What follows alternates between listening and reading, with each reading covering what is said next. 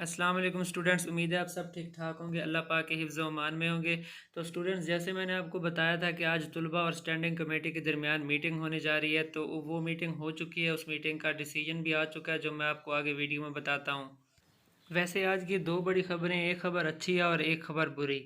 سب سے پہلے میں آپ کو اچھی خبر سناتا ہوں کہ یہ جو طلباء اور اسٹینڈنگ کمیٹی کے درمیان میٹنگ ہوئی ہے، اس میں یہ فیصلہ ہوا ہے کہ اسٹینڈنگ کمیٹی کے چیئرمین جو ہیں انہوں نے ایک خط لکھا ہے شفقت محمود صاحب کو کہ جی اسٹوڈنٹس کا جو معاملہ ہے اس کو حل کیا جائے۔ دراصل ہر کوئی خط ہی لکھ رہا ہے، یعنی ابھی تک عملاً کوئی کچھ نہیں کر رہا۔ بہرحال انہوں نے ان کا ایک خط اہم بھی ہو سکتا ہے، انہوں نے شفقت محمود کو خط لکھا ہے کہ جو اسٹوڈنٹس کا ایک معاملہ ہے اس کو جلد از جلد حل کیا جائے۔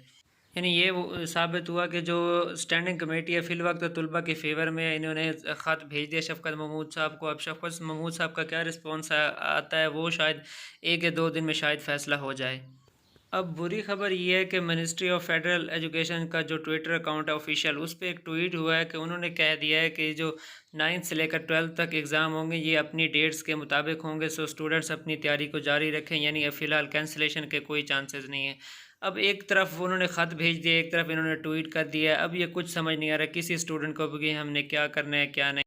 ایک طرف تو انہوں نے کہہ دیا کہ ہم نے لیٹر بھیج دیا شفقت محمود صاحب کو، اور ایک طرف سے یہ ٹویٹ ہو گیا۔ بہرحال اب کیا ہوتا ہے یہ اب کچھ دنوں تک ہی پتہ چلے گا، کچھ دنوں تک تو پیپر بھی آ جائیں گے۔ بہرحال میری آپ سے گزارش ہے کہ اپنی تیاری کو جاری رکھیں، باقی جو انشاءاللہ بہتر ہوگا نا، اگر پروموشن ہو سکی تو ایک دو دن میں، جب اللہ نے چاہا ایک دو دن میں بھی ہو سکتی ہے۔ بہرحال آپ اپنی تیاری کو نہ کریں، جو جتنا ہو سکتا ہے نا وہ جاری رکھیں اپنی اسٹڈی کو۔ تو یہ تھیں آج کی خبریں جو میں نے آپ کو سنا دی ہیں۔ میری دلی دعا ہے کہ اللہ پاک اسٹوڈنٹس کی تمام مشکلات آسان فرمائے، کیونکہ میں خود جانتا ہوں کہ بہت مشکل میں اسٹوڈنٹس۔ اللہ پاک رحم فرمائے، آمین یا رب العالمین، فی امان اللہ۔